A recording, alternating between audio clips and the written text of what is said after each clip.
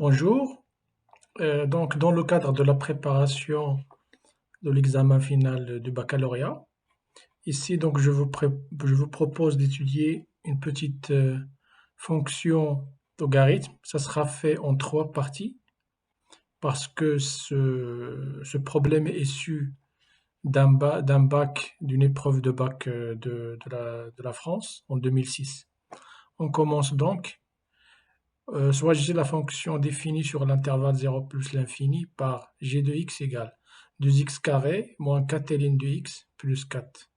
La première question, déterminer la fonction g' de la fonction g et prouver que pour tout nombre réel x strictement positif, on a g' de x égale.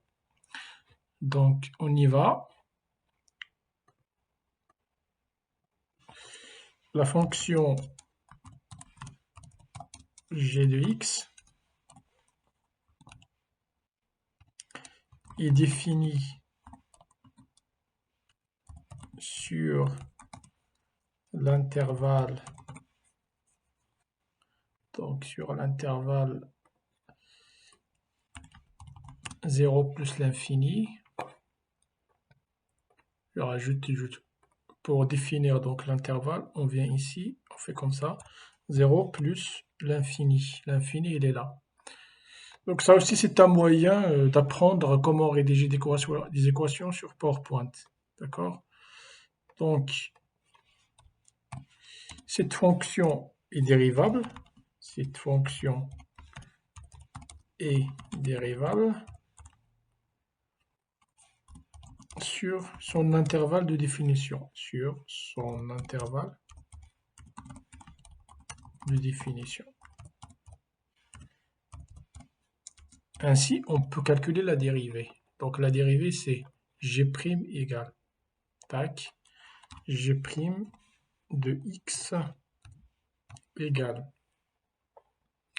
La dérivée de 2x carré, c'est 4x, donc 4x, moins la dérivée de ln de x, c'est 1 sur x, donc on vient ici, on fait 1 sur x. La dérivée de 4, c'est 0. Donc cela revient à écrire, si on réduit au même dénominateur, 4x carré, 4x carré,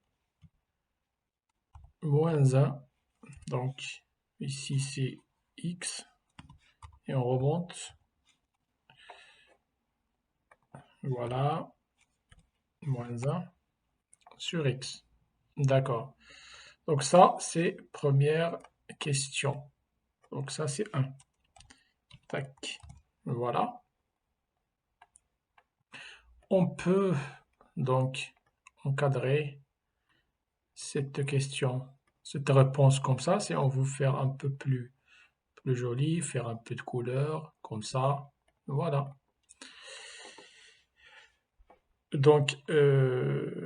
Donc ici, je me suis trompé parce que c'est pas comme ça, c'est plutôt 4 ici. Donc c'est 4x carré moins 4. Voilà. Voilà. Donc on passe à la deuxième question.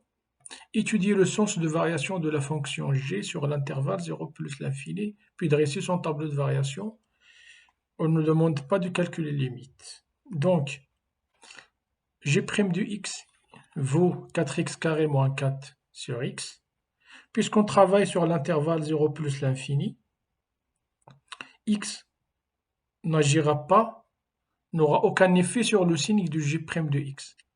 Donc, la seule expression qui va déterminer le signe de g' de x, c'est l'expression en numérateur qui est 4x carré moins 4.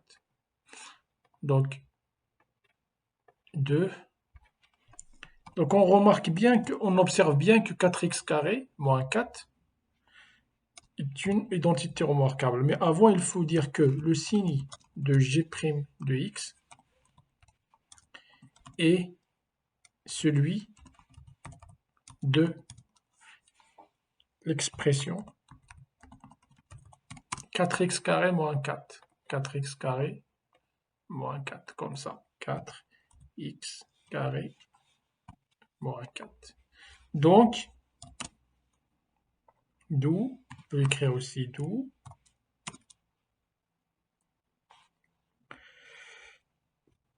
On peut do, on peut écrire le tableau, on peut dresser do le tableau de le signe, donc le signe du G' est celui-là, là, do, ou bien on peut dire le signe de 4x carré moins 4.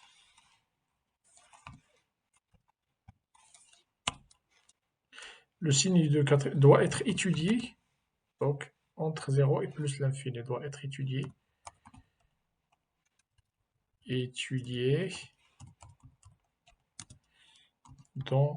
Sur cet intervalle, donc l'intervalle 0 plus l'infini.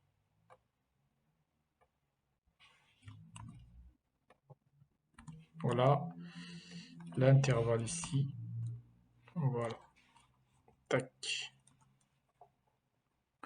Donc 4x carré moins 4, c'est une identité remarquable.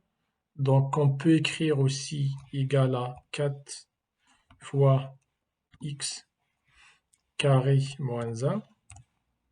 Voilà, on peut l'écrire comme ça. Et on voit bien que 4x carré moins 1, x carré moins 1, c'est une identité remarquable. Et du coup, directement, c'est son signe, c'est le signe de A qui est ici 1 entre les racines. Les racines sont moins 1, 1. Et plus entre les racines, à l'extérieur des racines, on peut dresser un petit tableau de signes comme ça. Comme ça. Insertion. Donc, on peut tracer un petit tableau comme ça, tac, tac. Ici, c'est 0, ici c'est plus l'infini, comme ça, 0.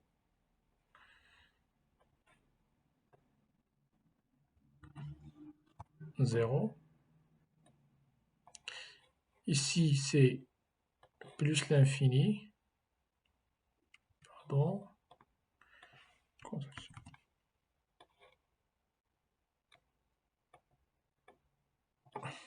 Plus l'infini, insertion. Donc, c'est une équation. On peut faire ça. On peut insérer comme ça pour trouver le symbole de plus l'infini et on lui rajoute plus. Voilà. Ok. Donc, puisque la fonction n'est pas définie en 0, on peut rajouter comme ça une double barre à côté pour signifier que la fonction n'est pas définie en 0. Donc, ici, ou bien oui, c'est ça, notre fonction n'est pas définie en 0. Mais nous, on veut utiliser juste le signe de 4x carré moins 4. Donc, ici, c'est 4x carré moins 1. Donc, ça s'annule en 1. Donc, c'est ça, CTRL-C, CTRL-V. Comme ça. Donc, ça s'annule en 1. Et on peut faire 0 ici. Voilà.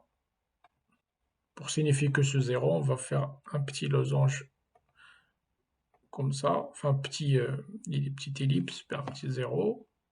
Voilà. Pour signifier que c'est un 0. Et ici, mettre... Donc, pardon, c'est plutôt zone de texte. Donc ça, c'est signe moins. Donc moins, moins, moins, moins.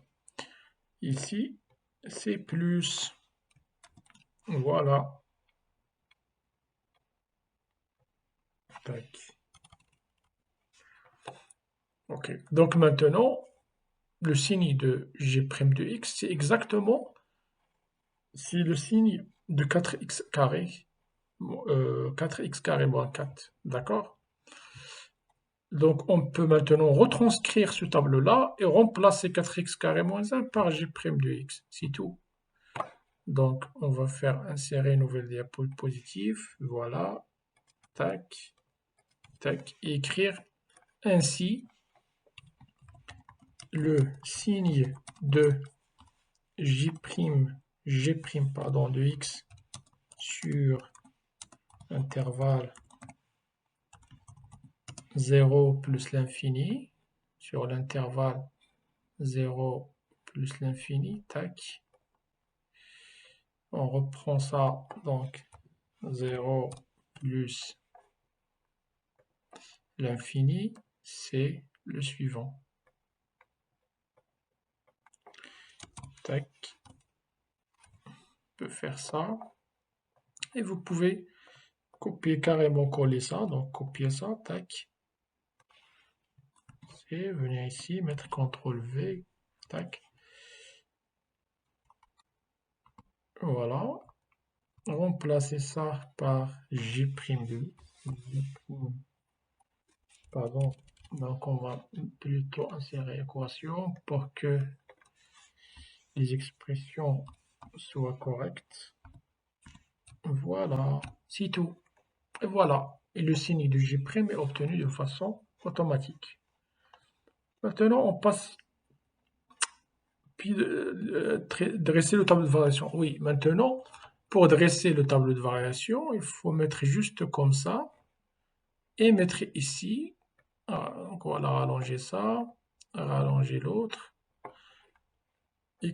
copier ça, remplacer par G, voilà, et mettre une flèche comme ça, comme quoi c'est descendant, c'est décroissant, ça c'est croissant, et on peut calculer l'image de 1. Donc l'image de 1 par G, c'est ça. Donc G de 1, c'est donc G de 1 égale, pardon. Donc là, c'est plutôt G minuscule, mais il faut mieux passer au mode équation. G de 1 égale, donc la fonction c'est quoi? C'est donc 2, c'est 2, donc fois, ça c'est juste pour écrire, 1 au carré, pardon. Donc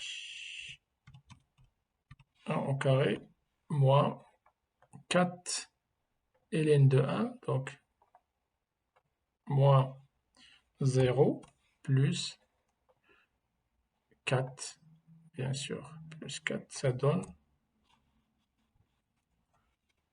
quoi? 6.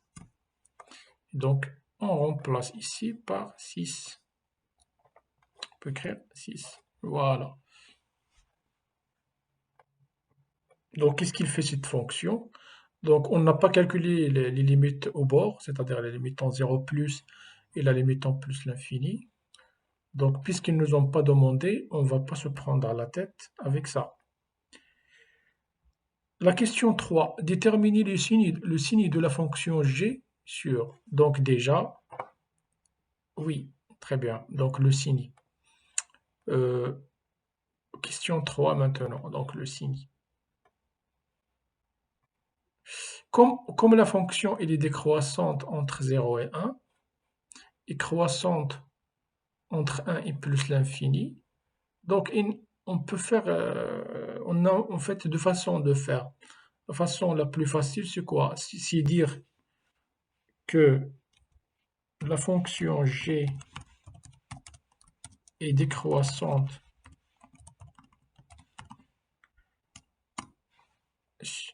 sur cet intervalle-là, sur 0,1, comme ça, tac, sur 0,1.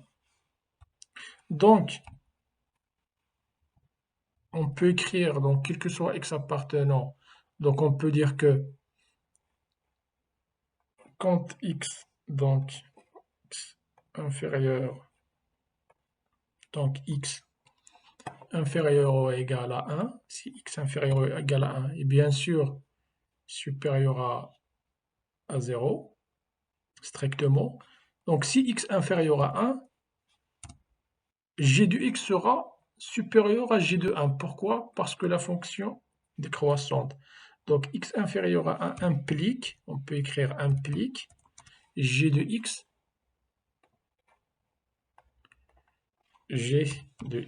supérieur strictement, ou bien ou égal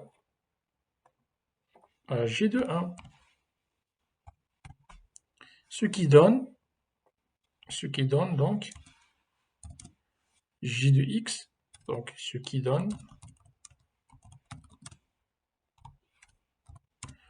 j de x comme ça, strictement, pardon, donc supérieur ou égal à j de 1 c'est 6, ce qui est strictement supérieur à 0. On peut faire ça. Et voilà. Donc on a montré que si x est inférieur à 1, c'est-à-dire entre parenthèses, ou bien compris entre 0 et 1, on a g de x supérieur strictement à 0. Donc voilà. Donc ça, c'est la première partie. La seconde partie, c'est le second cas. Ça, c'est le premier cas. Le second cas, c'est quand x, donc quand x, donc on fait supérieur à 1, donc on dit que la fonction g est croissante sur l'intervalle, donc sur 1 plus l'infini, on peut l'écrire sous forme d'une équation, donc sur 1 plus l'infini, comme ça, 1 virgule plus l'infini,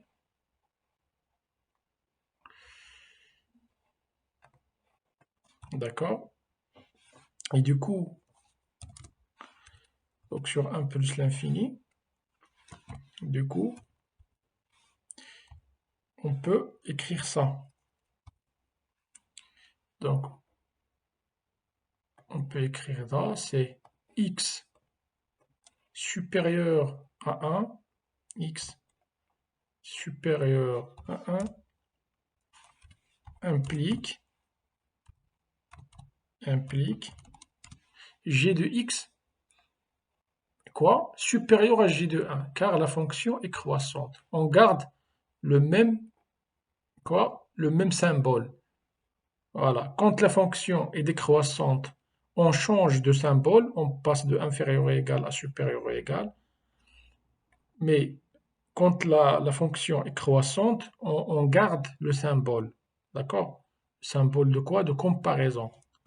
Implique, donc, insertion, équation, g de x, quoi? Supérieur à g de 1. Supérieur à g de 1. Qui vaut bien sûr, donc, qui vaut, ce qui donne, donc, g de 1, il vaut quoi? 6. Ce qui donne, donc, ce qui donne quoi? J de x strictement supérieur à 0. Ce qui donne carrément ça, on peut le copier carrément. Voilà, donc on peut effacer ceci, cela. Voilà. Et du coup, qu'est-ce qu'on a fait? On a montré que, donc, conclusion, c'est quoi? Donc la conclusion, c'est ça. On peut l'écrire ici, conclusion.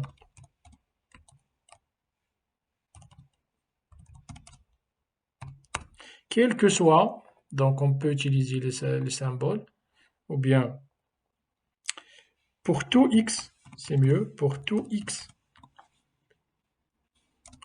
appartenant comme ça à l'intervalle 0 plus l'infini, insertion, équation, donc 0 plus l'infini,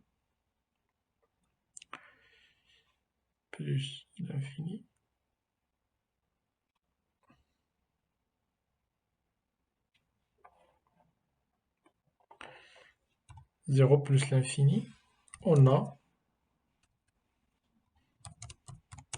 j de x strictement positif.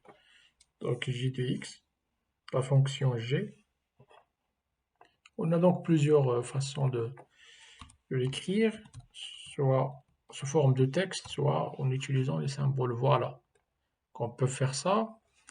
Et comme j'ai dit, juste pour des besoins de révision, on peut faire un peu jouer sur la présentation, par exemple, faire voilà le contour, tac, comme ça, le colorer en vert. Voilà. La conclusion, on peut colorer en rouge, par exemple, ou bien en bleu. Voilà. Voilà. Et sur ce, on a terminé l'étude donc de cette fonction. Donc c'est la première partie de ce problème, voilà, qui est l'épreuve du baccalauréat scientifique en France de l'année 2006.